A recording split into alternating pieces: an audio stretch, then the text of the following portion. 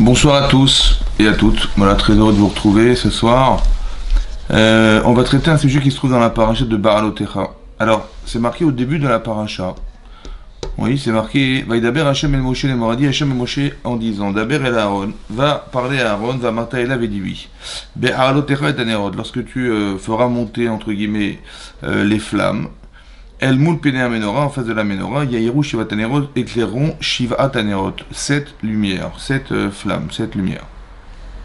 Rachid expliquait Lama Nismera Parashat Menorah et Parashat Nissim. Pourquoi la Torah elle a juxtaposé la paracha qui traitait de l'inauguration de l'autel dans le Mishkan, dans le sanctuaire, avec celle de la paracha qu'on va lire aujourd'hui.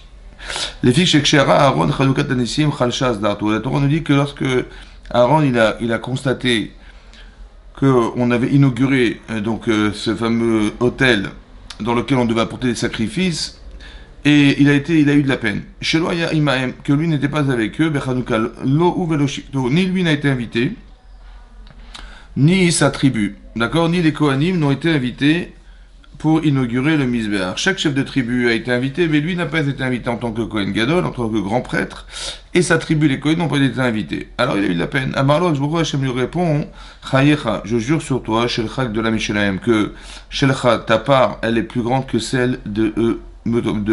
Shata Madlik, parce que toi tu vas allumer et tu vas nettoyer les nérotes, les flacons dans lesquels on mettra de l'huile sur la menorah. Ça va? Alors c'est intéressant, hein, parce que ici on parle d'une frustration. C'est vrai, non? Il a pas été invité. Alors qu'est-ce qu'on s'imagine? Il n'a pas reçu le fait de part, il n'a pas reçu le faire part, il n'a pas reçu t'inviter, ni lui en tant que Kohen Gadol, il est vexé, j'imagine, et ni la tribu des Kohen n'ont été invités, n'ont été représentés là-bas. C'est vexant quand même, non? Hein? Et là c'est marqué Chalsha Asdarto, il a eu de la peine. Qu'est-ce qu'il aurait pu penser? Autre que de l'avoir de la peine. Il dit j'aurais tellement aimé être là-bas, dommage, j'ai pas pu y aller, j'aurais tellement voulu aller là-bas. Ouais, c'est ça qu'il a pensé.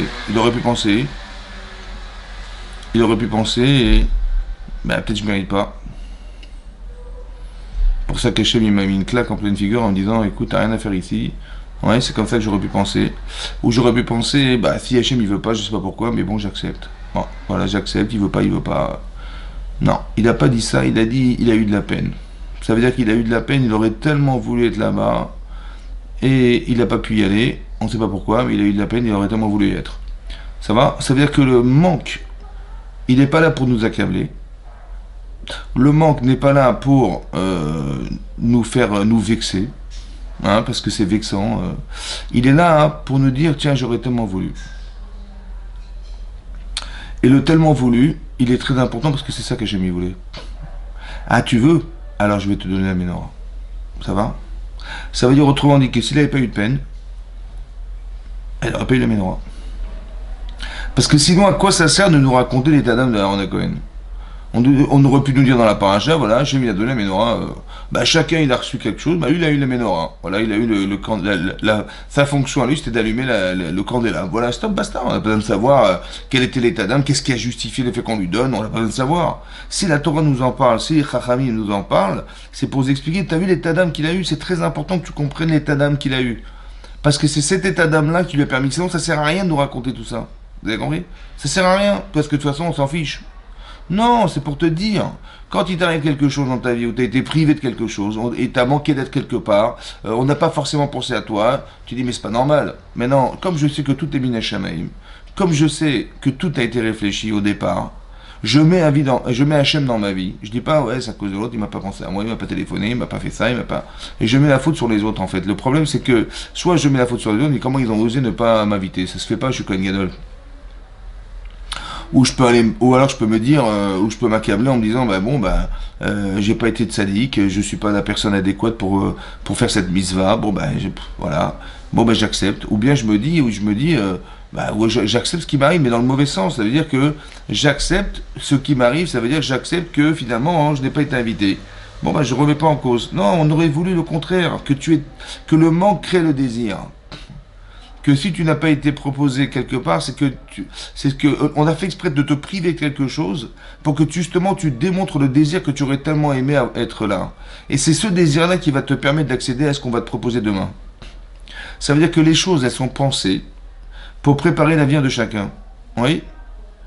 Et donc c'est pas, on doit pas se dire ah bah non je mérite pas ou bien en vérité au fond je sais si je mérite ou pas. Je veux dire, je sais au fond de moi-même est-ce que je vois pas pourquoi ça serait handicapant de pas avoir été quelque part. Le seul truc qu'on voulait c'est qu'on a créé le manque. Ouais.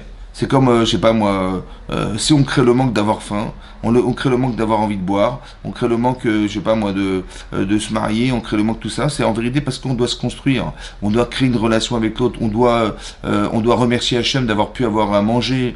Vous avez compris, le manque n'a de nécessité que pour justement basculer sur autre chose, arriver à autre chose de soi. Voilà, c'est ça que je voulais vous expliquer. Mais pas le contraire, que les gens en général, on le réfléchit mal. On se dit non, bah, si on n'a pas eu, c'est parce qu'on mérite pas. Vous avez compris, c'est pas forcément ça. C'est pas forcément ça. Surtout quand il s'agit de mitzvot. Il n'y a aucune raison qu'Hachem nous refuse de faire une mitzvah si on en a envie. Vous avez compris? Donc s'il ne nous a pas invités, c'est parce qu'il voulait que ça soit autre chose qui nous soit proposé. Pas forcément ce qu'on avait inventé, ce qu'on avait imaginé.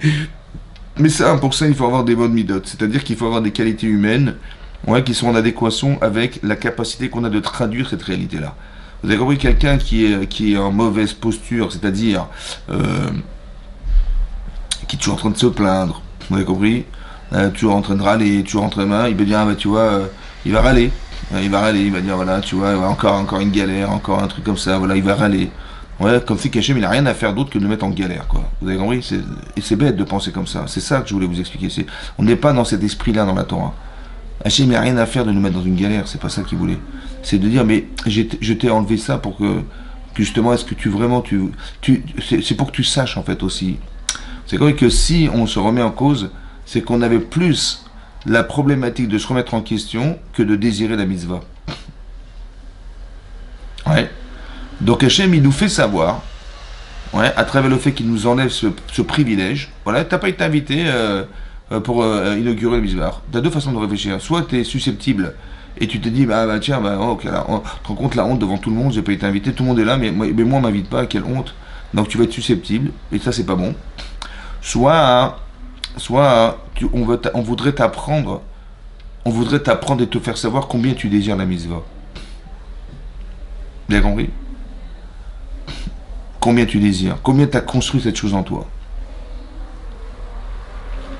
Un petit peu comme. On avait une fois expliqué, on avait dit que quand Hachem, il va dire Avram fait la Brit Mila.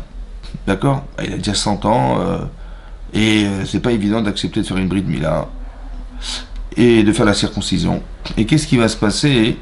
Au bout de 3 jours, on sait qu'un adulte, au bout de 3 jours, c'est très très fatigant et accablant et handicapant la Brit Mila. Et quand bien même Avram, il veut recevoir des gens. Bon. Pour nous, on se serait dit, c'est une folie, quoi. Il y a au-dessus d'un pensée que va te soigner, va t'occuper de toi, décroche le téléphone, va te reposer, voilà ce qu'on aurait dit. Mais c'est plus fort que lui. Il veut absolument recevoir des gens, donc il a mis des portes partout dans sa maison pour que n'importe quelle direction il puisse recevoir des gens. Qu'est-ce que fait Hachem? Il envoie une chaleur, mais torride, accablante, insupportable. Ouais, le problème c'est l'interprétation, c'est ça le problème. Tu dis on te met des bâtons dans les roues, là. C'est pas bon. Tu veux recevoir des gens et exceptionnellement il fait une chaleur exceptionnellement torride. C'était pas prévu, voilà, on a vu la météo ce matin, c'était pas prévu. Et il fait une chaleur, mais une chaleur où personne ne sortira, c'est impossible que les gens sortent dans cette chaleur-là, c'est impossible. Et il va demander à Eliezer, mais regarde s'il y a des gens dans la rue, il n'y a personne. Et pourquoi il n'y a personne? Bah il fait trop chaud. Et pourquoi il fait trop chaud? Bah parce que Dieu a décidé qu'il fasse chaud. Il va comprendre maintenant. Alors les gens qui sont susceptibles, ils vont se dire, bon bah Hachem il veut pas de mes misotes, quoi. Bah, je veux absolument recevoir des gens, il veut pas. Bon. Ou alors le type il va se vexer. C'est quoi cette histoire? Je veux refaire les misotes et Dieu il a rien à faire de me mettre une chaleur comme ça. Et déjà que j'ai accepté la Mila, en plus il me fait ça va pas, et je vais râler. Ouais. En fait c'est pas ça. Hachem il voulait lui faire savoir combien le désir, que je ne connais pas, de la mitzvah il est profond chez moi. Je sais pas. Tout ce que j'ai construit, en fait, je ne sais pas jusqu'où ça va. Je ne sais pas. Alors Hachem, il dit à Abraham, fais la mila. Bon, il fait la mila. Au bout de 3 jours, il dit, ah, comment tu te sens? Il dit, j'ai très mal. Ok, maintenant tu veux recevoir des gens? Il dit, ah oui, bien sûr. Ça, Razak, je t'ai fait savoir que la misva, le désir de la misva, il est plus fort que la douleur. Razak. Après, je te mets la chaleur. Comment tu te sens? Ouais, il fait chaud là. Et comment tu sens? Bah, je suis embêté, j'aurais tellement voulu recevoir des gens, mais il n'y a personne dans la rue, je suis très embêté. Et alors, comment tu sens? Il dit, bah alors, mais la chaleur, elle t'accable? Il dit, bien sûr que ça m'accable. Et la douleur, bien sûr que c'est douloureux. Et l'un dans l'autre, ah bah c'est très très dur. Hein. Mais tu veux faire la misa ou pas? Il dit, oui, bien sûr que la misa. Malgré la douleur, oui. Et malgré la chaleur, oui. Que la cavote, bravo, bravo, bravo. Ça veut dire qu'Hachem, il t'a pas accablé. Il t'a fait savoir combien ce que tu as construit dans ta vie est profondément ancré en toi. C'est ça qu'il voulait te dire, Hachem. Il y a plusieurs façons d'interpréter. Hein. Mais à chaque fois, nous, malheureusement, on le traduit mal. On traduit, ouais, il m'aime pas, soit mes bisotes, il en veut pas, soit non seulement il m'a demandé de faire la mila, mais en plus, il m'a fait ce coup-là de m'avoir mis de la chaleur derrière, mais ça va pas, quoi, c'est quoi cette histoire? Vous avez compris? On ne sait pas voir correctement, parce qu'on n'a pas, malheureusement, soit on n'investit pas sa vie avec Hachem, donc il n'est pas assez présent, donc on va se plaindre de ce qui nous arrive autour de nous, parce qu'Hachem, il n'est pas là, ou il n'est pas assez là, on va dire. Ou alors on va s'accabler, ouais, en se disant non, on mérite pas, non, Dieu il veut pas, je sais pas quoi. Vous avez compris ce que je veux dire? Non, ça c'est du Yetzirah en fait. En fait, c'est cette voix qui me dit, tu vois, Hachem, tes mitzvot, tu te les gardes. C'est comme quelqu'un, il vous ferme la porte au nez, quoi. Voilà, c'est un peu comme ça qu'on l'aurait traduit. Mais c'est une interprétation qui est fausse en fait. Vous avez compris? C'est faux. Ça veut dire que on rajoute et on rajoute des couches de bêtises, ouais, qui en fait nous enferment dans des complexes ou dans des handicaps qui en fait après on s'étonne qu'on n'arrive pas dans la vie, on n'arrive pas à s'épanouir, on n'arrive pas à... Mais Hachem il fonctionne comme ça en fait, il veut nous faire savoir. Ça veut dire que nous, souvent, on croit que l'épreuve, c'est pour qu'Hachem il sache. Est-ce qu'on a été capable? Est-ce qu'on... Ouais, souvent, les gens vous disent, pourquoi tu as eu cette épreuve? Ben, Dieu, il voulait savoir si j'allais réussir. Dieu, il voulait savoir. Il n'a pas besoin de savoir, il sait déjà tout. Lui. Ouais, il connaît la création du monde à la fin. Il n'est pas enfermé. Il n'est pas cadenassé. Il n'est pas cadré par le temps. Donc, il peut très bien voir la création du monde. À la même seconde où je vous parle, il voit la fin des temps déjà. Donc, il sait déjà. Il n'a pas besoin de savoir. Il va pas m'éprouver pour savoir ce que je vais faire. Il le sait déjà, il connaît la réponse. Seulement, il veut me faire savoir. Voilà.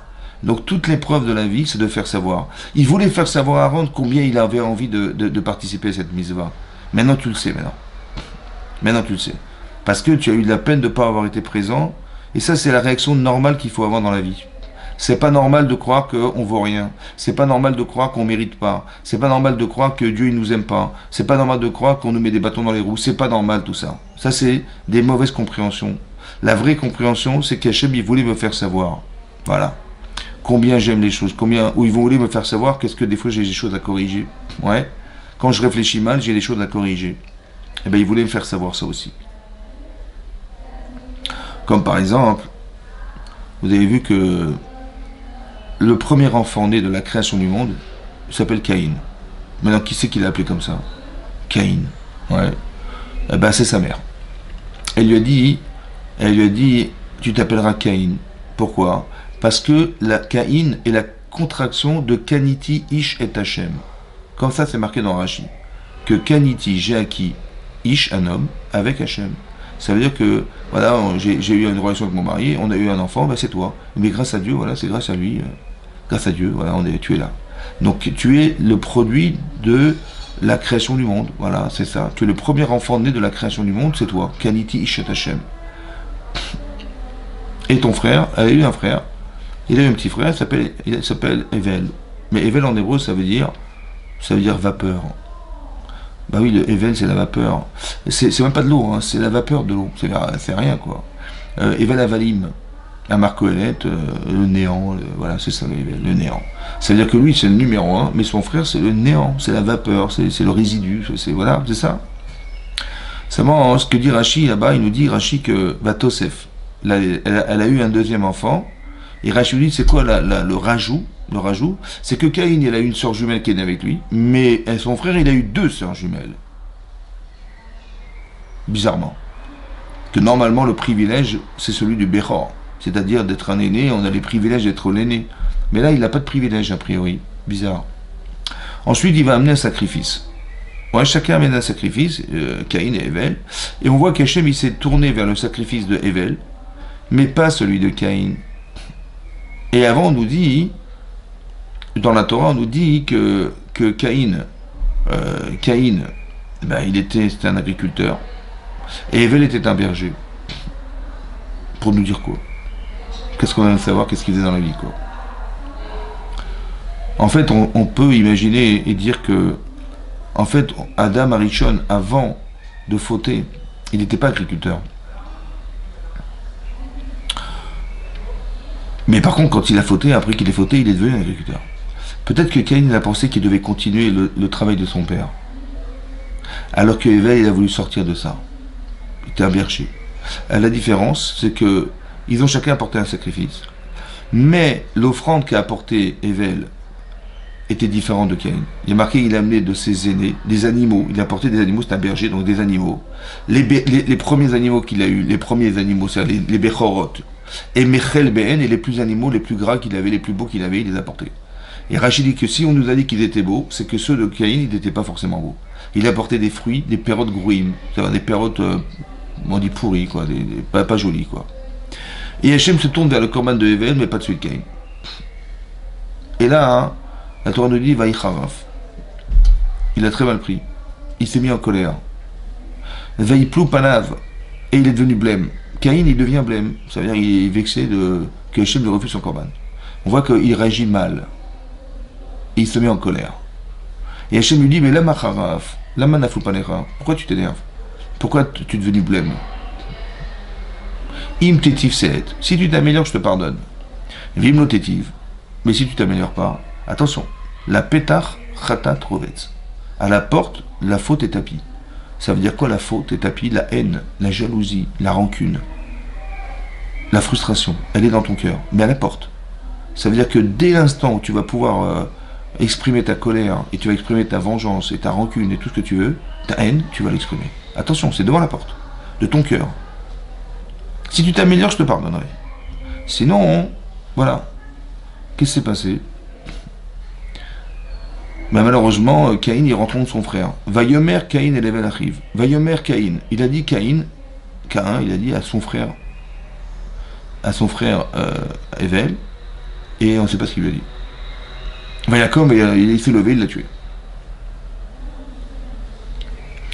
Là-bas, le Targum Onkelos, le Talmud de Rabbi Natan ben Uziel, là-bas dans le Chumash, il y a la traduction araméenne. La traduction, ça veut dire l'explication araméenne de Rabbi Natan ben Uziel, qui était l'élève, le plus grand élève de Hillel Hazaken. Il a écrit une explication dans le Chumash, et il a dit, qu'est-ce qu'il a dit alors finalement? Qu'est-ce qu'il a dit Caïn à son frère? On ne sait pas ce qu'il a dit. Il a dit à son frère, Let din velet dayan. Il n'y a pas de jugement. Il n'y aura jamais de jugement. Il n'y aura pas de dayan, il n'y a pas de juge. Il n'y a pas d'olam haba, il n'y a rien du tout. Il n'y a pas de tretamétim, il n'y a rien. Il n'y a pas de résurrection des morts. Et son frère dit, mais bien sûr qu'il y a un Dieu, bien sûr que... Il dit, ah bon, il y a Dieu. Et il a tué son frère. Voilà ce qu'il a dit. Ça veut dire qu'il a renié Hachem. Ça veut dire qu'il faut faire très attention parce que quand on est très attaché, vous avez vu que c'est des gens exceptionnels parce que Caïn était prophète. Et quand Hachem lui parle, c'est-à-dire qu'il était prophète. Il a renié Hachem alors qu'il savait qu'il était prophète. Il parlait à Hachem, il renie Dieu. Comment c'est possible? On voit que malheureusement, lorsqu'on traduit mal les choses, et on est vexé, on est frustré, on est affecté par ce qui nous arrive, ça peut nous faire renier même Hachem. Vous avez compris? Et Hachem lui dit, mais, vous avez compris? Mais Hachem, il a refusé le corban. Et il lui dit, pourquoi tu t'énerves? Ben, pourquoi je m'énerve? Parce que tu m'as refusé mon corban. Et pourquoi tu te deviens blême? Ben, je me vais parce que tu m'as fait la honte devant mon frère. On amène tous les deux un sacrifice et tu acceptes le sien. Ben, accepte les deux. Voilà ce qu'il a dit. Ouais. Ça veut dire qu'il ne se remet pas en cause. Ça veut dire que Caïn, il pense qu'il a un droit. Il a un droit d'être respecté. C'est moi l'aîné. Ma mère m'a dit, je suis le premier. Ouais. Alors j'aurais bien aimé que tu me respectes. Et tu ne m'as pas respecté, tu m'as vexé, voilà ce qui se passe. Vous avez compris que le problème, c'est qu'on traduit mal la réalité. Parce que comment il faudrait penser? Ben évidemment, si Hachem a refusé ton corban, c'est qu'il y a un problème dans ton corban. Non? Au lieu de dire, ouais, j'ai dû faire une gaffe parce que Hachem il a refusé mon sacrifice, mon offrande. Je dis, mais qu'est-ce qu'il a pu faire mon frère pour qu'il l'accepte et pas la mienne? Ça aurait été saint d'esprit. Mais monsieur, il se vexe. Ça aurait été plus saint d'esprit de penser. Mais si Dieu l'a refusé mon comme c'est forcément il a eu raison, c'est pas moi qui ai eu raison, c'est moi, c'est lui. Or si je m'énerve, c'est que je pense qu'il a eu tort. Si je m'énerve, c'est qu'il a eu tort, Hachem a eu tort. Parce que tu t'énerves. Tu t'énerves contre ce qui t'arrive, tu t'énerves contre ça. Vous avez compris? Comme Aaron, il aurait pu s'énerver. T'es encore une gado, je suis Kohen, tu me fais cette honte de me refuser, tu m'empêches d'aller amener ce sacrifice. Ça se fait pas, c'est honteux. Qu'est-ce que diront les gens de moi et tout? Je me serais vexé, je me serais... Non. Vous avez vu la différence? Ça veut dire qu'il n'est pas vexé. Il n'est pas prisonnier de ça.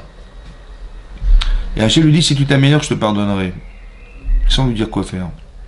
C'est quoi s'améliorer? Ça veut dire qu'en fait, il y a quelque chose qui l'handicape. Et il faut savoir que des fois, on nous a peut-être refusé certaines choses. Vous avez compris? Parce que il y a quelque chose qui ne va pas. Qu'est-ce qui ne va pas? Alors Hachem, il vient le voir et lui dit, il est où Evel Achicha? Il est où? Alors il a cru, il a dit, il est où? Ça veut dire, où est-ce qu'il se trouve, quoi? Je dis, ça sert à rien du tout. Comme si c'était ça la question, quoi. Mais non, il est où Evel? Il est où Evel chez toi? Parce que si tu avais su définir ton frère, t'appelles Evel. Alors est-ce que tu l'aurais tué? Si tu avais vu l'avantage que tu as d'avoir cet homme près de toi, il est différent, il s'appelle Evel, tu t'appelles Caïn, mais il y a forcément une différence qui va enrichir ta vie. Ouais, Hachem, il l'a pas mis là par hasard, ça veut dire que si c'est ton frère, c'est qu'il a quelque chose à t'apporter. Et tu l'as tué. En fait, si tu avais su définir qui il était fondamentalement, tu l'aurais jamais tué. C'est ça, s'améliorer. Et à part ça, hein, il est Achicha, il est ton frère. Parce que Evel Achicha, c'est redondant. Évidemment que Evel est son frère. Pourquoi Hachem il a dit Achicha? Il a dit parce que de s'améliorer, c'est d'avoir de la fraternité. Si tu avais été fraternel, tu l'aurais pas tué. Parce que c'est comme mon frère. Oui. Soit tu l'aurais défini comme étant un être exceptionnel, parce qu'il est exceptionnel. Et donc te trouver la spécificité qui définit son nom, tu l'aurais pas tué. Et si tu n'avais pas su le faire, mais tu avais su développer le sens de la fraternité, tu l'aurais pas tué en plus. C'est ça, s'améliorer. Bien compris? Ça veut dire que c'est changer. Ça veut dire que c'est voir autrement. Ça veut dire que plutôt que de s'enfermer dans soi-disant Hachem n'est pas là. Parce que quand je me plains, c'est qu'il n'est pas là. Vous avez compris? Comme si que j'étais victime de ce qui m'arrivait. Donc là, c'est Hachem qui refuse le korban. Le silence, il est effroyable pour lui. Mais en fait, au lieu de dire, ouais, j'ai dû faire une gaffe, parce que j'ai apporté un sacrifice qu'on m'a refusé, c'est pas qu'on m'a empêché de faire une mitzvah, hein. J'ai fait la mitzvah, mais on voit qu'Hachem n'a pas accepté ma mitzvah. Ben, j'ai l'humilité de me dire que j'ai pas forcément réussi à la faire. Et je me m'énerve pas, je remets pas en cause le bon Dieu sous prétexte que ça n'a pas été fait. Comme si lui, il avait eu tort de me faire cette vexation. Et il t'a pas vexé. Vous avez vu? Le problème, c'est la lecture. C'est les midotes. Les midotes. On travaille nos midotes, ouais, on est humble, on a une capacité à penser qu'au-dessus de soi, ben, il y a un penseur. Voilà. Et j'ai pas la prétention de dire que j'ai plus raison que lui. Non. Vous avez compris? Ou que comment il a osé faire ça, ou comment il a osé. Ouais, comme si que je n'acceptais pas l'autorité qui était au-dessus de soi. Ça, c'est ça les défauts, en fait. Les défauts, c'est ça les défauts. Donc quand on est dans la Torah, hein, on apprend à réfléchir autrement. Et c'est ça qu'on voudrait nous apprendre. Pour ne pas tomber dans le piège, en fait, du Yetzer Hara, du mauvais penchant qui nous ferait croire que la vraie lecture, c'est celle que tu avais pensée au départ. Tu te mets en colère, tu t'énerves, tu revendiques, tu machin, tu voilà. Ouais, c'est pas normal. Ou alors tu vas toujours dire que c'est la faute des autres. Voilà, c'est jamais la sienne, c'est toujours les autres. Non, la Torah est en train de nous expliquer ici qu'il y a une autre façon de voir les choses. Voilà, c'est ça. Vous avez compris? C'est ça qu'on apprend à Aaron, à Cohen. Il s'est pas plaint. Vous avez vu qu'il n'a pas dit, ouais, c'est quoi cette histoire, je connais Gadol, ça se fait pas. Non, il a pas été voir Moshe Rabbeinu pour lui dire, mais attends, qu'est-ce qui se passe là, qu'est-ce qu'il a, Hachem, pourquoi il me refuse mon korban, il m'a vexé, j'ai honte. Vous avez compris? Non. Il a dit, j'aurais tellement voulu y être. Vous avez compris? T'as voulu, mais j'aurais tellement aimé, mais bien sûr que j'aurais tellement aimé. Ah, tu veux? Alors super, alors on va remplir cette case autrement. C'est ça que j'espérais. C'est ça que je voulais que tu aies. Le désir, et pas le contraire, de t'accabler, de te frustrer, de te vexer. Ici, dans la paracha, on retrouve ce sujet-là. C'est marqué comme ça. Donc je saute un peu, on est dans le 9e chapitre. Donc là, on est au début du 9e chapitre, on est page 824 dans le Chumash, ici, c'est marqué la chose suivante. Vaïdaber Hachem el Moshe. A dit Hachem el Moshe, Bamid Bar Sinaï, dans le désert du Sinaï, Bashana Shenit, la 2e année. Les Tsetam Meretz Misraïm, lorsqu'on était déjà sorti d'Égypte. Donc il s'est passé 1 an déjà. Ouais. Et donc là, donc Betsetam Meretz Misraïm, Bachodesh Harishon est mort. Donc on est le premier mois de l'année, ça veut dire que ça fait quasiment 1 an qu'on est sorti d'Égypte. Veyasoub d'Israël est à Passar Bemoado. Donc ils ont fait le Korban Pessar. Oui, comme ils ont fait le Korban Pessar, le sacrifice de Pessar, lorsqu'on est sorti d'Égypte. Mais là, ça fait juste 1 an, pile poil 1 an. Be'arba Asariom la Chodesh, donc le 14e jour du mois, Ben Arbaïn, l'après-midi, Ta'asu Oto Bemoado, vous ferez donc ce sacrifice dans son temps, Kechol Chokota, selon toutes les lois irrationnelles, Vechol Mishpatav et toutes les lois rationnelles, Ta'asu Oto, vous le ferez. D'accord? Vaïdaber Moshe El Ben Israël, Asot à Passar. Donc il a demandé à Hachem, Vaïdaber Moshe El Ben Israël, donc Hachem, qui a ordonné à Moshe de faire le Korban Pessar, il a dit au Ben Israël, Moshe a dit au Ben Israël de faire le Korban Pessar. Veyasut à Pessar Barishon, donc ils ont fait, Berba Asariom la Chodesh, Ben Arbaïm Abid Bar Sina, qui Chodeshet Siva Hachem et Moshe, Ken Asou Ben Israël, donc comme avait ordonné Hachem de faire, ils ont fait. Vayach Anashim Asher Ayut Meim le Nefesh Adam. Par contre, les gens qui étaient impurs, les Nefesh Adam, à cause d'une personne décédée, Velo Yachlou la Asot à Pessar Biamaou, ils n'ont pas pu, eux, par contre, faire ce sacrifice-là, de Pessar, Vaïkrivou. Pourquoi? Parce qu'ils étaient impurs. Et quand on est impur, on peut pas. Pourquoi ils étaient impurs? Pourquoi ils étaient impurs? Parce que quand Yosef, avant de mourir, Yosef, il a dit à ses frères, ouais, et ceux qui étaient présents, il a dit, Pakod Ifkod Elokim Etrem, Hachem va se souvenir un jour de vous. Et vous allez porter mes ossements d'ici, pour aller en Israël. Mais c'est pas seulement les siens, c'est tous les ossements de tous ses frères aussi, qui ont été déplacés d'Égypte, qui avaient été conservés en Égypte après sa mort, et après la mort de tous les enfants de Yaakov Avinu, oui, et qui ont été déplacés dans le désert, voilà, ici, voilà, dans le désert. Donc comme ils déplaçaient des ossements, ils sont devenus impurs. Ça, c'est une explication. Une autre explication, c'est que Nadav Avihu était déjà mort. Ils ont apporté un feu étranger, ils sont morts, et donc on a dû prendre leur corps pour les déplacer, ouais, dans le désert et les amener en Israël. Donc pendant toutes ces années de désert, ils les ont déplacés. Ils sont devenus impurs aussi, pareil. Parce que la Touma Tmet, l'impureté de quelqu'un qui est mort, c'est la plus grande Touma qui existe, et ceux qui ont récupéré son corps, ils se sont rendus impurs. La seule manière de s'en débarrasser de cette impureté, c'était la vache rousse. Et donc ils étaient Tmei Adam. Ou alors ils ont trouvé un mort comme ça, et ils l'ont récupéré, et ces gens-là qui ont accepté de faire cette mitzvah, de Met Mitzvah. Vous savez, quand un homme est mort n'importe où, on est obligé de l'enterrer le plus rapidement possible. Donc, ils se sont rendus impurs pour la mitzvah qu'ils avaient de l'enterrer. Donc, soit la mitzvah de déplacer les ossements de Yosef et des tribus, soit de déplacer le corps de Nadav qui était mort, c'est une mitzvah. Ouais, autant qu'ils ont trouvé un Met Mitzvah, quelqu'un qui était mort, comme ça, abandonné, et ils ont dit, une mitzvah de l'enterrer. Voilà ce qu'ils ont fait. Et ces jours-là, ils ont dû déplacer ces ossements-là, et ils n'ont pas pu apporter le Korban Pessar, parce que impurs qu'ils étaient, de pouvoir le sacrifier. Et donc c'est marqué, Vaïkrivou l'ifne Moshe. Et ce gens-là se sont rapprochés devant Moshe Rabbeinu. V'lifne Aaron, et devant Aaron, Béamaou ce jour-là. Vayomu, ils ont dit, à Anashim, à Emma, ces gens-là, et là vers lui. Anachnu Tmeim, nous sommes impurs. Les Nefesh Adam, ouais, de la personne décédée. Lama Nigra. Ouais, pourquoi serions-nous privés? Les Bilti Akri va être ta Korban Pessar Bemoado, Bedor Ben Israël. Pourquoi? Ouais, là-bas le Sfordu explique, mais on a fait une mitzvah, de déplacer ses ossements, ou de déplacer ses corps, pour les enterrer en Israël. Maintenant, on a fait une mitzvah, donc normalement, une mitzvah entraîne une mitzvah. Or, ici, on voit que la mitzvah, elle n'a pas entraîné la mitzvah. Et écoutez, je suis désolé, pourquoi on serait privé de faire cette mitzvah? On aurait tellement aimé approcher ce Korban Pessar alors qu'on est impur, et ça nous a privé de cette mitzvah, je ne comprends pas pourquoi. Ça va? Vayomer Aleem Moshe. Moshe leur répond, Aïmdou, tenez-vous, Vaishma ma yitzave Hashem lachem. Et je vais écouter ce que Hashem va me dire à ce propos. Ça veut dire que même Moshe Rabbeinu ne sait pas quoi dire. Va y daber Hachem el Moshe les morts. Sur ce, Hachem va dire à Moshe, daber el ben Israël les morts. Va dire aux enfants d'Israël, ish qui est tamé les nefesh, o bederech echoka. Il va dire des lois, une loi qu'on n'a jamais dite jusqu'à présent. Que si quelqu'un est impur, ou bien qu'il est loin de l'endroit où on doit apporter ce korban de Pessah. O les dorotechem, rechoka lachem, o les dorotechem, veasa Pessah lachem. Bachodesh hasheni, le deuxième mois, donc le mois de Iyar. Berba Sarium Ben Arbaim, Yasu et Matzot, Vamrim Yerlou. Donc ils mangeront des matzot le 14 du mois de Iyar.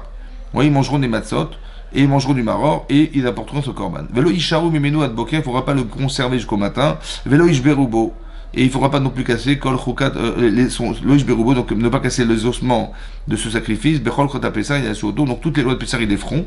Veaish Asheru Taor.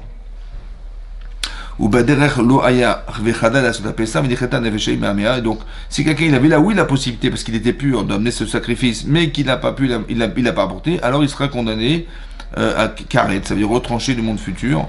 Ouais, qui korban ou Hachem le écrit vemado cheto isa d'accord, etc. Donc on voit qu'on a enseigné des lois qui n'avaient pas été enseignées. Rachid nous dit pourquoi. Parce qu'en fait, pourquoi c'est pas Moshe qui a enseigné cette loi là? Parce que c'était des tzadikim, ces gens-là. Et vous avez vu qu'ils se sont pas plaints. Donc pas dit mais c'est quoi? On a fait des mitzvot, je comprends pas, nous on s'est rendu impurs, depuis quand parce qu'on a fait une mitzvah ils sont rendus impurs, alors on va être privé d'amener le korban, il aurait pu se plaindre. Vous avez vu? Mais là, dans le mauvais sens, ils sont pas plaints. Ils ont dit on comprend pas. Et quand on comprend pas, en fait, pourquoi c'est comme ça? Parce que Rachid nous dit que Réouya Eita Parachazo les morts à l'idée Moshe. En fait, cette paracha-là, c'est-à-dire du Korban Pessah, c'est une halakha.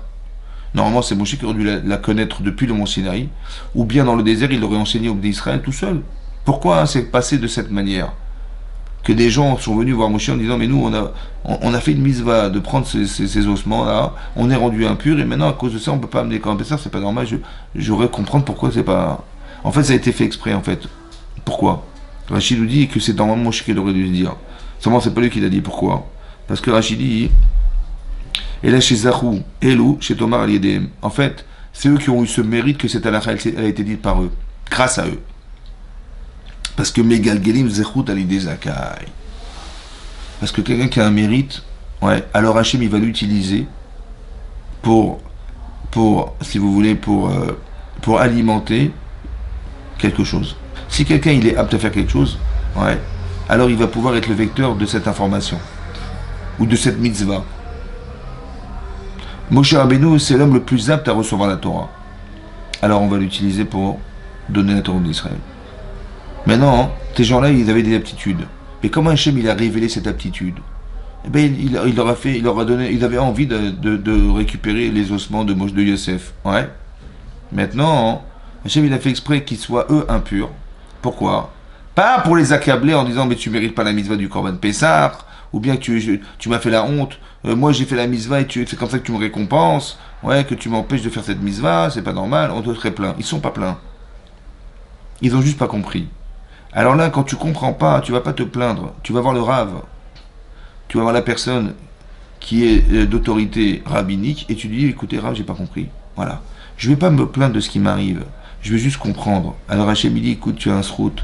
C'est que la mitzvah que Moshe aurait dû donner et transmettre au pays d'Israël, c'est tout grâce à toi qu'on va le faire. Voilà ton mérite. C'est parce qu'on est Begalgel, on fait rouler un srout, un mérite, à l'idée Zakai, quelqu'un qui est apte à le faire. Vous avez compris ce qui se passe? Mais pour ça, hein, il faut se débarrasser de son Yitzhara pour avoir le mérite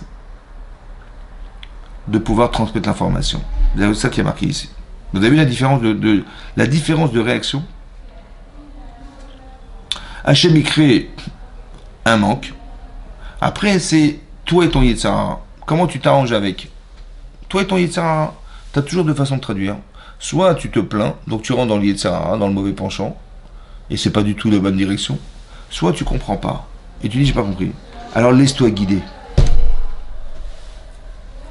Soit tu vas consulter la référence qui est Moshe Rabbeinu. Et une chose que lui-même il aurait dû dire, eh ben on lui a pas dit. On a fait exprès de ne pas lui dire cette information, laquelle, qu'il y aurait un jour un Korban Pessah, un deuxième jour de Pessah pour des gens qui n'ont pas pu apporter le sacrifice de Pessah. Cet halakha-là, il existait en fait, mais on ne l'a pas informé. On n'a pas informé Moshe Rabbeinu, pourquoi? Parce que si des gens ont le mérite qu'on le dise pour eux, alors on va le faire pour eux. Mais comment ça s'est passé? Vous avez vu? Eh bien, on les a privés d'une mitzvah, comme si on les avait privés d'une mitzvah. Mais comment tu vas réagir? Alors, si tu as le mérite, c'est quoi le mérite? Ouais. En hébreu, vous savez que zechut, en hébreu, c'est d'avoir le mérite. C'est comme ça que ça se traduit. Mais la racine du mot zechut, c'est zar. En hébreu, zar, ça veut dire limpide. Oui. D'où on tire ça? C'est marqué que quand on a dû allumer la menorah, oui, il fallait allumer la menorah et l'alimenter à partir d'huile. Et Hachem a demandé à ce que on va concasser des olives, ouais, et on récupérera de l'huile shemen zaït, de l'huile d'olive zar, katit, qu'on a concassé. C'est-à-dire on presse, on presse et on récupère l'huile, mais il faut que dans l'huile, il n'y ait que de l'huile. Ni des noyaux d'olive, ni des peaux d'olive, non, il faut que ça. C'est zar. Parce que si j'écrase l'olive, ouais, et que bon bah je vais récupérer l'huile, mais dedans c'est mêlé avec des œufs, avec des noyaux d'olive, avec je vais allumer mes veilleuses avec, la flamme elle va crépiter, ça va pas fonctionner. Pour que la flamme elle soit limpide, elle soit belle, il faut que l'huile soit pure. Vous avez compris? Il faut qu'elle soit zar, c'est-à-dire limpide. Pour que ma vie elle soit limpide, il faut que je sois zar. Quand on te dit, tu as du srout, ça a marché, ce que tu as fait, ça a marché, tu as du mérite, hein. Mais pourquoi j'ai du mérite? Parce que le mérite, c'est d'être zar. Vous avez compris? Quelqu'un qui n'est pas pur à l'intérieur de lui-même, il va dire, ouais, il va se plaindre, il va gueuler, il va à cause de ça, à cause de lui. Non, il y a des noyaux d'olive dans ton huile, là, ça va pas du tout, là. Ou il y a des peaux d'olive, là, ça va pas du tout, là, ça va pas du tout, là. Il faut que tu sois pur, c'est-à-dire que le mérite que ça marche, vous avez vu? Parce que je suis pur. Zakai, c'est ça que ça veut dire. Zechut à l'idée Zakai. C'est-à-dire que si le type il est pur, c'est des gens purs ces gens-là. Ouais. Je fais une mitzvah, ils se sont donnés pour les autres, voilà, ils ont dit, le pauvre il est mort dans la rue, je vais le récupérer, je vais l'enterrer. Ils se sont donnés, donc ils ont un cœur pur. Alors Hachem il dit, mais vous êtes pur, mais Baruch Hachem, je vais vous donner du srout. C'est par vous que les choses elles vont se transmettre. Pas par les autres. Parce que vous êtes zar. C'est-à-dire vous êtes limpide. Vous avez vu? Ça veut dire qu'il n'y a pas de Yetzara dans votre vie. Ça veut dire que vous êtes capable de voir bien, de traduire correctement les choses. Vous avez des lunettes, elles ne sont pas sales, vos lunettes. Ouais, vous voyez bien comme il faut, c'est ça. Et donc, comment je vois bien? Ça veut dire que je ne me plains pas. Je ne suis pas en train de gueuler, en train de machin, en train de râler, en train de... Non, je dis, voilà, ce qui m'arrive, je ne l'ai pas forcément bien compris. Alors, je n'ai pas compris. Ou des fois, j'ai compris, et je sais que ça ne va pas. Et des fois, j'ai pas compris. Mais je vais voir mon cher Rabbeinu. Je dis, écoutez, je suis désolé, Rav, j'ai pas compris, voilà. Il m'arrive ça. Pourquoi j'ai été privé de la mitzvah? J'aurais tellement voulu faire la mitzvah. Il va dire, t'as raison, je sais pas. Et on va demander. Et ben cette mitzvah-là, elle va passer par toi. Chazak ou Baruch. Vous avez compris ce que ça veut dire? Ça veut dire que le mérite, c'est d'arriver à dépasser son Yitzhara.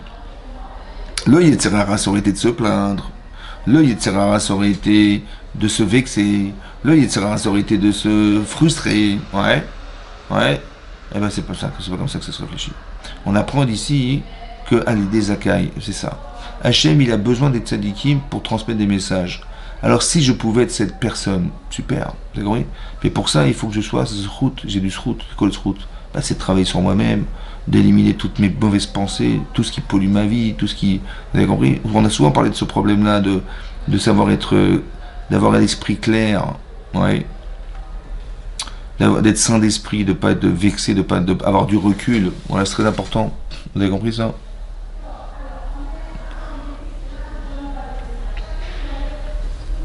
Très important.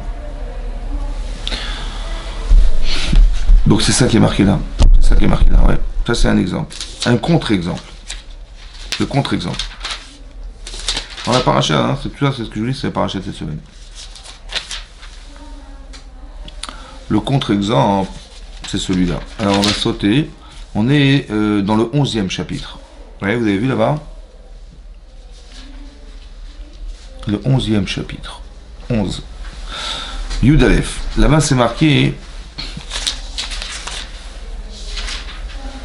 Vayir'am mitonenim. Voilà que le peuple se plaignait, comme des gens qui se plaignent. En fait, Rachid nous traduit Rachid dit qu'ils se plaignaient,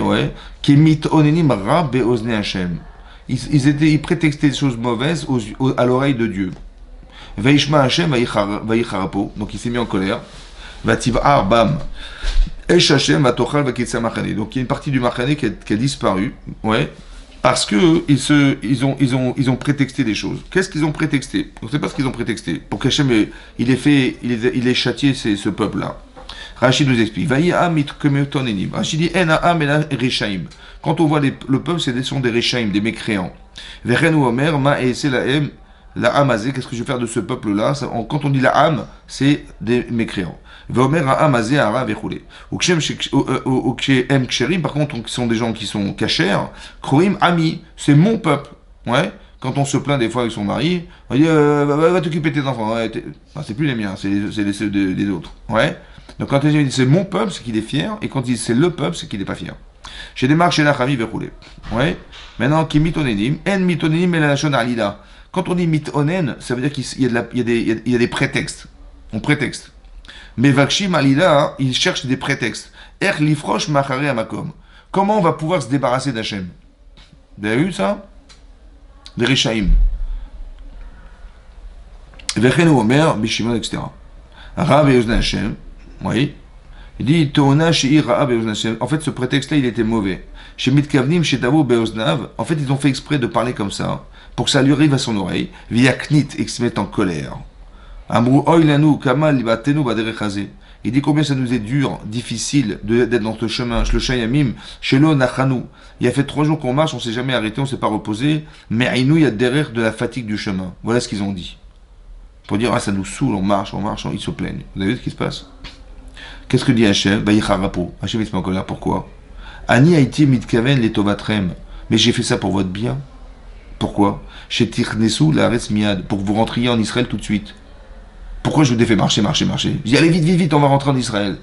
Et qu'est-ce que tu dis, toi? Tu dis, ah, c'est lourd, là, c'est trop long, on s'arrête jamais, c'est trop fatigant. Vous avez compris ce qui se passe? Le problème, c'est ça. C'est ça que je vous explique que, en fait, on ne sait pas voir. À chaque fois, on se plaint, quoi. Lui, il dit, mais j'ai fait exprès pour vite, vous allez en Israël, voilà, on va vite, voilà, le Mashiach va venir, ça y est, c'est Moshe Mashiach, ça y est, voilà, je vais pouvoir résider en Israël avec vous, et voilà ce qu'il veut Hachem. Et nous, on se dit, mais non, mais ça fait 3 jours qu'on marche, c'est quoi cette histoire? Ça veut dire que on devrait apprendre à bien regarder. On devrait se sentir accompagné d'Hachem. Et pas de dire, waouh. Parce que quand on se plaint, vous avez bien compris que la plainte, c'est une manière de dire, de se plaindre contre lui, quoi. C'est ça qui est marqué là. C'est pas forcément, Chas v'Shalom, des gens qui ont pensé faire contre. Peut-être c'est possible, hein. Ce sont des Rishaim. Ça veut dire que quand on se plaint, c'est que Dieu n'est pas présent. Bah, et c'est ça qu'Hachem il s'est mis en colère parce qu'il dit mais je suis là, je suis avec vous, je vous accompagne, je sors d'Égypte, vous avez compris? Mais en fait, il faut bien comprendre que bon, nous on n'est pas sortis d'Égypte, on est bien d'accord, on n'est pas non plus, on nous a pas ouvert la mer Rouge, mais si on vit, si on est en bonne santé, si on a l'occasion de suivre la Torah, si, etc., mais ce ne sont que des privilèges. Donc d'un côté, je ne peux pas avoir des privilèges et penser que c'est un droit, et d'un autre côté, je me plains de ce qui m'arrive autour de moi, comme si il n'y avait aucun privilège dans ma vie, rien, zéro, quoi. Vous avez compris? Non. Il faut être capable de voir le bien. Et de ne pas croire que de pas toujours salir tout ce qu'Hachem fait pour moi. Vous avez compris? Quand je dis voilà, ça fait 3 jours qu'on marche, c'est quoi? On s'est pas reposé, c'est quoi? On est accablé par la fatigue du chemin, voilà ce qu'ils ont dit. Je dis mais moi je voulais que vous alliez vite. C'est comme les Meraglim, les explorateurs. Ouais. Ils reviennent de l'exploration de la terre d'Israël, ils ont dit vous savez quoi? Ouais. Cette terre, elle avale ses habitants. Pardon? Ouais. Bah, tous les jours, il y avait des morts tous les jours. Ils enterraient des morts toute la journée. Voilà. On a exploré la Terre pendant 40 jours, et qu'est-ce qu'ils faisaient toute la journée? Ils enterraient des morts. Je sais pas ce qu'il y a des maladies, là-bas, je sais pas des virus, je sais pas ce qu'il y a, mais toute la journée, c'est des morts toute la journée. Voilà ce qu'ils ont dit. Ouais. Eret Ochelet Yoshvea. C'est une terre qui consomme ses habitants. Voilà ce qu'ils ont dit. Et là-bas, la Gemara, elle dit, là-bas dans Sota, elle dit, mais comment ils ont osé penser comme ça? Hachem, il a fait exprès que ces gens-là enterraient des morts, pour que justement ils aient la liberté de se déplacer sans être dérangés. C'est ça que j'ai voulu faire en fait. Je les ai occupés. Bah, comment j'ai occupé? Ils auraient pu aller jouer au foot, aller au Galeries Lafayette. Bah non, ils ont enterré des morts. Ça va? Mais pourquoi il a fait ça, Hachem? Comment tu traduis la situation? Il a fait exprès. Soit tu es un rachat et tu dis, tu vois, c'est ça, cette terre pourrie, là, regarde, il y a que des morts tous les jours. Soit tu dis, ah, grâce à Dieu, tu vois, on a pu explorer la terre, grâce à Dieu, sans être dérangé, d'enterrer des morts. Il y a toujours deux façons de voir. Vous avez compris? Tu dis, mais c'est ça, mais c'est Hachem va te faire un sale coup. Il va t'envoyer dans un pays où tu vas risquer de... Vous avez compris? Mais pourquoi tu penses mal? Pourquoi tu dis pas, mais grâce à Dieu, on n'a pas été dérangé? Voilà, ils étaient occupés à enterrer des morts, on a pu explorer la terre sans être dérangé. Grâce à Dieu, merci Hachem. Non, non, c'est quoi ce pays-là? Ils enterrent des morts tous les jours, il doit y avoir des maladies, des virus, tous les jours, des morts tous les jours. Mais pourquoi tu... C'est pourquoi? Parce qu'au départ, c'est marqué veillez le trou, veillez vous. Ils sont partis. Et après qu'ils soient partis, ils ont dit, ils sont revenus. Mais pour dire qu'ils sont revenus, on dit non, ils sont partis, ils sont revenus. Mais pourquoi nous dire? Il fallait dire qu'ils sont revenus. La Gemara dit dans Sota, ils sont partis, ils sont revenus comme ils sont partis. Ça veut dire que depuis le départ, ils avaient pensé mal. En fait, le problème, c'est le départ. Qu'est-ce que tu as construit dans ta vie? Comment tu réfléchis? Ouais. Et c'est comme tu as construit. Si tu as mis de la boue sur tes yeux, tu vas avoir qu'il y a de la saleté. Si tu peins tes lunettes en verre et en je sais pas quoi, tu verras, tu dis, mais c'est quoi ce monde-là? Il est tout vert, tout... Mais c'est toi qui mets la peinture. C'est le départ, comment au départ tu regardes. Et ce départ-là, il va influencer toute ta vie, en fait. Donc tu peux revenir sur le départ. Tu peux remettre en cause. C'est ça qu'Hachem il voulait qu'on fasse. On remette en cause. Vous avez compris? Comme c'est marqué après, ils vont se plaindre. Ouais, c'est marqué après, Veïsaka 1, verroulé. Ouais, après marqué, Veïkrajon comme après marqué, Veïsafsouf, Hacher Bekerbo. Asafsouf, c'est les gens qui se rassemblent. Rachid dit que c'était le Révrave. C'est-à-dire des gens qui s'étaient convertis en Égypte, qui eux sont venus. Mais eux, ils vont poser que des problèmes. Hacher Bekerbo, Veïtavu, Ta'ava, Veïashuvu, Veïfku, Gam Ben Israël. Et ils se sont plaints, ils ont commencé à pleurer, et aussi les Ben Israël. Donc ils ont influencé les enfants d'Israël. Vayamrou, Mi, Achilenu Bassar. Qui c'est qui va nous faire manger de la viande? Ouais, Zacharnou Dadaga, nous on se rappelle du poisson, Hachanouchal Ben Mitzrayim, qu'on mangeait en Mitzrayim, Chinan, Kratos. Ouais, Akishouim. Vet Avatichim, ouais, on mangeait des pastèques, on met des Chatzerim, on mangeait des poireaux, Vet Avetsanim et de l'oignon, Vet Achoumim et de l'ail. Il dit, attends, Nafchou qui est vécha, notre corps il est desséché. Elle colle biti, elle aman, mais il n'y a que cette petite morceau de manne là toute la journée, la manne, il y en a marre, la manne. Ouais, la manne ils en avaient marre. Ouais. Vous avez compris? C'est-à-dire qu'Hachem dit, ils veulent de la viande, genre de la viande, ça va leur sortir du nez, quoi, tellement ils vont manger de la viande. Et ça veut dire que voilà, vous avez compris? On n'avait pas de quoi manger. On n'avait pas de quoi boire. On n'avait pas de quoi machin. Au lieu de dire, mais Hachem il fait pas exprès de t'assoiffer, il est pas fou. Je dis, ah, mais c'est quoi ça? Il n'y a pas de quoi boire. Vas-y, tape le rocher, où il n'y a pas de quoi manger. On se souvient de. C'est marrant parce que c'est le Révrave qui parle comme ça. Et c'est eux qui ont influencé. C'est-à-dire, on n'est pas censé se plaindre. Mais il y a des gens autour de nous qui se plaignent. Ça va? Et qui vont nous influencer, dire, bah oui, ils ont raison. Et elle est où la viande et le machin? Et on se souvient. Comme si qu'on voulait retourner en Égypte, quoi. Comme si qu'on n'avait rien à faire dans le désert. Vous avez compris? Et tout ce qu'on est en train de vivre. En fait, tout ce qu'on est en train de vivre n'a pas de raison d'être. Il vaut mieux qu'on retourne la case départ. C'est ça que l'Israël veut faire. C'est ça que les gens autour de nous, ils veulent nous faire croire. Mais c'est faux, en fait. Vous avez compris? C'est faux. Parce qu'en fait, Hachem nous a privés de manger et de boire. Parce qu'il aurait tellement aimé qu'on lui demande. Et quand il va faire pleuvoir de la manne, ou il va faire pleuvoir de l'eau, je sais pas quoi, on va dire merci à Hachem. En fait, Hachem, il crée en permanence des manques pour qu'on puisse lui demander et qu'il les comble. C'est comme ça que ça marche. Et nous, qu'est-ce qu'on fait? On se plaint des manques. Et il nous manque ça, il nous manque ça, il nous manque ça. Mais t'as pas compris, on a fait exprès qu'il te manque. Pour que tu fasses appel à lui. Et que lui, il va combler ce qui te manque. C'est pareil. On m'a pas invité pour inaugurer le Misbar. Il t'a créé un manque. Mais justement, il voulait te le combler, ce vide. C'est pour ça, il voulait comment? En te faisant allumer la menorah. Mais pour ça, il aurait tellement aimé que tu désires la mitzvah. Et qu'est-ce que tu vas risquer de faire? Tu vas risquer de te plaindre, et c'est quoi cette honte? Je suis Kohen Gadol, quand même, je vous rappelle, je suis Kohen Gadol, et quel affront m'a fait? Tous les gens qui sont moins que moi, ils sont là-bas, et moi, j'y suis pas, on aurait pu se plaindre.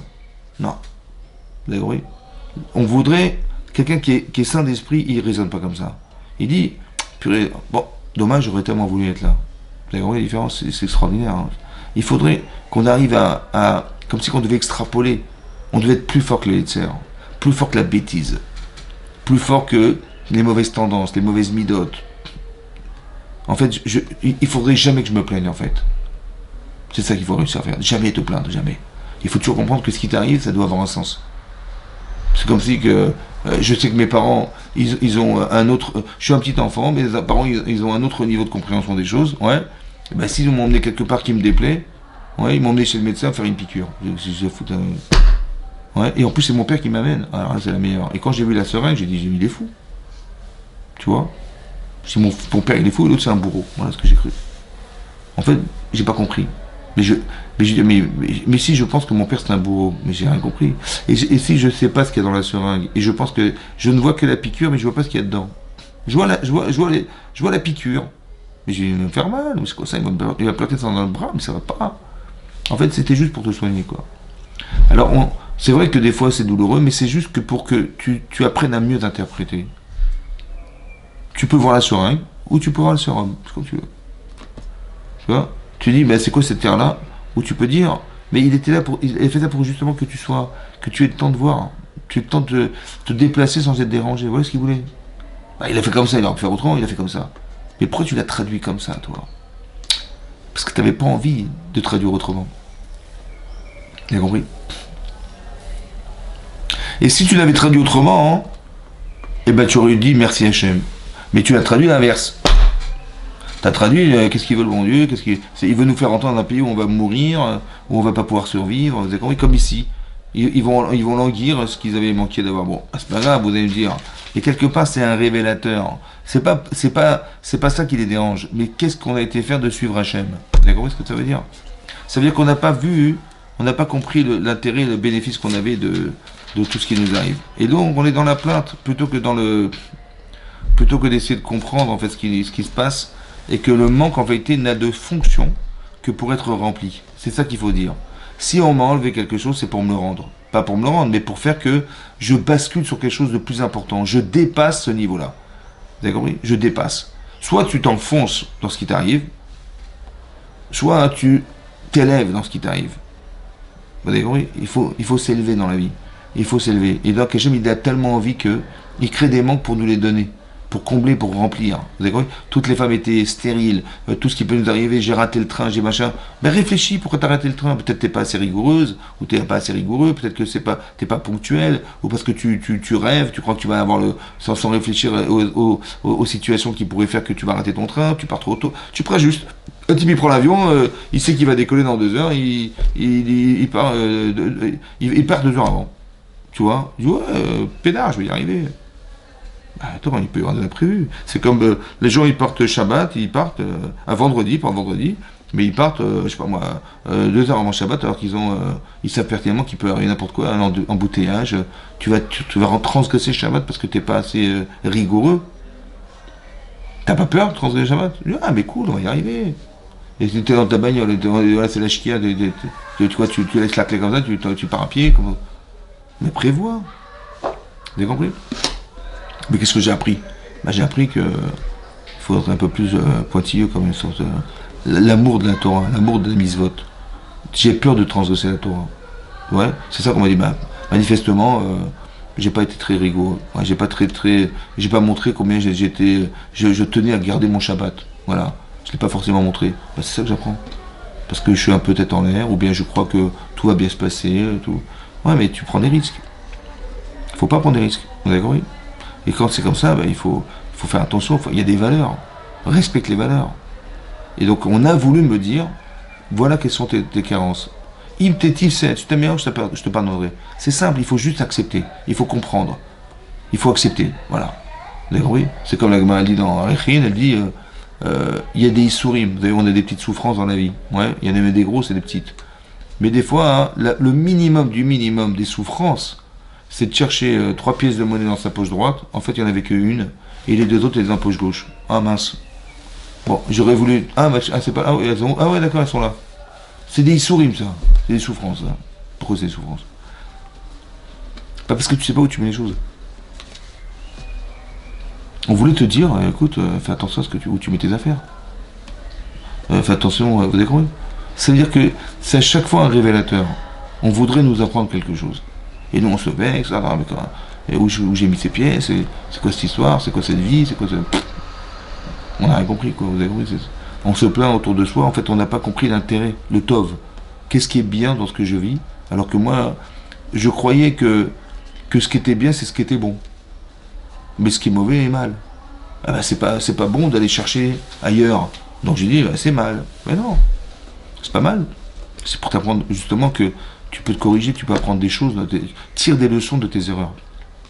Tire des leçons de ce qui t'arrive. Tu vois, au lieu de dire, ah, j'ai pas amené bon. Adieu, il m'a refusé mon corban. Mais regarde ton frère ce qu'il a apporté. Il a apporté des plus beaux. Ah, pardon, excusez-moi. Au lieu de dire, ouais, j'ai dû faire une gaffe. Il m'a refusé mon corban, et qu'est-ce que j'ai fait comme bêtise? Ouais. Et ben je dis, regarde ton frère, il a amené les plus beaux qu'il avait. C'est ça qu'on apporte, on n'avait pas les plus pourris, on avait les plus beaux. Ah, excusez-moi, j'ai pas compris. D'accord? Et nous, qu'est-ce qu'on fait? On se plaint. On se plaint. Au lieu d'essayer d'apprendre à s'améliorer, on se plaint de ce qui nous arrive. Ouais, comme si que Dieu s'était gouré, quoi. Vous avez compris le problème? Mais ça, c'est des midotes, ça. Il faut qu'on arrive qu'on soit mamine, on soit croyant. Parce que Hachem existe, donc il a voulu nous aider à nous améliorer, ça c'est une chose.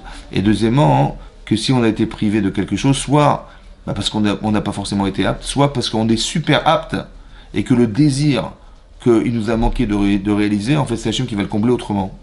Vous avez compris? C'est ça qui est marqué. On est Mezakesrout à les Zakai. Ça veut dire que si quelqu'un il a un mérite, ouais, alors on va l'utiliser. C'est obligatoire. Comme si qu'on devait réfléchir et se dire, mais comment je pourrais aider Hachem de la meilleure manière qui soit pour que ce monde soit meilleur, que je donne un sens à ma vie, mais que le sens que je donne à ma vie, c'est celui qui va permettre à Hachem de pouvoir faire véhiculer des messages. Oui. Ça s'appelle un kiddush Hachem. Je sanctifie Hachem. Comment je fais? Parce que j'essaie d'être une sadéquette, j'essaie d'être un tzaddik, et j'essaie de faire en sorte que, si je peux vous aider à faire quelque chose, ouais, vous avez vu? Quand Abraham il va donner à manger à des anges, il va faire un chesed, Hachem il va l'utiliser pour nous nourrir dans le désert. Mais à l'intensité que produit Abraham Avinu, avec toute cette intensité, il est accablé par la douleur, par la chaleur, et quand même il veut, mais de l'intensité qu'il a mis dedans, mais c'est comme si il avait nourri 3 millions de personnes. Il y a eu 3 millions, il aurait fait 3 millions. Vous avez compris? Ça aurait duré 40 ans, ça aurait duré 40 ans. Il n'y a pas de problème. L'intensité qu'il a mis dans la mitzvah, ça a pu aider Hachem à pouvoir nous nourrir dans le désert. Donc il y a une difficulté, mais la façon de l'appréhender et l'intensité que je mets dedans, c'est ça le mérite. C'est ça le srout. Il est zarm, Avraham Avinu. Il est limpide. Il n'y a rien qui pollue sa vie, il n'y a rien qui l'empêche de pouvoir agir. Vous avez compris? Alors qu'il y a toutes les raisons de se plaindre. Vous avez compris? Toutes les raisons de se plaindre. Et à chaque fois qu'on se plaint dans la Torah, vous avez vu, d'un côté, il va y avoir des miracles. Parce que Hachem il va envoyer des bestiaux, Hachem il va envoyer de la caille, des cailles qui vont sortir de nulle part. C'est des miracles, oui. Mais Hachem c'est ce qu'il voulait il voulait nous donner ces cailles, ces oiseaux-là. Seulement, nous on les a reçus parce qu'on s'est plaint. Dommage, pourquoi tu t'es plaint? C'est-à-dire que plutôt que ce soit une mitzvah, c'est devenu une avera. Pour que ce soit une mitzvah, c'est devenu une avera. Hachem il l'a donné au final. Tout ce qu'on a demandé, de l'eau, on tape sur le rocher, par le rocher, tout ça, ça a été fait. Mais c'est dommage, vraiment dommage, qu'on aurait pu avoir le mérite de les avoir sans se plaindre. Et nous, ce qu'on a fait, c'est qu'on les a eu en se plaignant. Ah, c'est quoi cette histoire? C'est qu'on n'a pas d'eau, un machin. Comme si Hachem, il ne savait pas qu'il nous manquait. C'est comme des enfants qui se plaignent auprès de leurs parents, bêtement, alors que, oh, ça va passer, on va te donner. On a pas de servir à l'heure, et c'est quoi ce truc-là? Et qu'est-ce que tu fais, maman? Tu nous négliges? Attends, tu veux bien que je suis occupé, ou tu veux bien que... Non, on n'est pas capable de voir de façon favorable. On n'est pas capable de juger de façon favorable. On est plutôt dans la condamnation, parce qu'on juge une situation, tout le monde juge. Voilà, j'ai pas de quoi boire, j'ai pas de quoi manger, je juge. Juger, je te reproche pas. C'est condamner que je te reproche. Tu condamnes en disant, mais qu'est-ce qu'on mange, c'est quoi ces petites boulettes là? On aurait préféré manger et le poisson et la viande qu'on avait, ouais, on a regretté, voilà. On a marre des petites boulettes là. Mais le problème c'est pas, tu juges une situation, mais pourquoi tu condamnes? C'est ça le problème. On n'a pas de quoi boire, pourquoi tu condamnes? Justement, tu dis, on n'a pas de quoi boire. Tu dis, c'est pas normal, tu juges que c'est pas normal que tu te sois privé d'amener le corban de Pessah sous prétexte que tu es impur. Tu juges, t'as raison. Mais pourquoi tu condamnes pas? Tu dis, Rav, j'ai pas compris, voilà ce qui m'arrive, qu'est-ce qu'on fait? Je dis, t'as raison, mon chéri, je vais demander à Hachem, je vais téléphoner, Il lui dit, bah écoute, encore un Pessah. Ah ouais, Pessah chez ouais, grâce à toi. Grâce à toi, on a connu une nouvelle halakha qui n'a jamais été révélée. Mais c'est ça qu'Hachem il voulait. Mais à chaque fois que c'est formulé sous forme de plainte, ça ne marche jamais. Jamais, jamais, jamais. Et c'est ça les tzara. C'est le tzara, il veut nous dire, mais plains-toi. Mais te laisse pas faire. Mais comment ils t'ont pas respecté? Et comment c'est ça? Vous avez compris ce qui se passe? En fait, tout ce qui nous sépare d'Akadosh Baruch Hu, ou qui nous sépare des autres, c'est à abolir. C'est clair et net. À chaque fois que tu raisonnes et tu raisonnes et tu dis ah, c'est quoi cette vie, c'est quoi ce machin, c'est quoi ces gens, c'est quoi, laisse tomber. C'est un peu comme de la chenara, la médisance. Tu vois ce qu'ils font les gens. Hachem n'a rien à faire d'autre de te présenter des gens pour tu te moques d'eux, quoi. C'est rien à faire. Mais il est où Hachem? Vous avez compris? Si Hachem il était là, tu dis bonjour, alors voilà, j'ai créé ça, j'ai créé lui, machin, je dis ah ouais, c'est ça que t'as fait? J'aurais jamais osé. Mais là je me permets. Parce que je suis pas accompagné en fait. Il n'est pas là Hachem. S'il était là, t'aurais honte. Il n'est pas là. Donc je me permets de dire voilà, vous avez vu ça, vous voyez ce qu'ils font, c'est là. La shonara, quoi, la médisance, je me moque de ce qu'il a créé, quoi. C'est honteux. Parce qu'il n'est pas là. S'il était là, j'aurais même pas osé. Ce qu'on voudrait, c'est que tu aies un peu dire à Hachem, un petit peu. Que Hachem, il est là.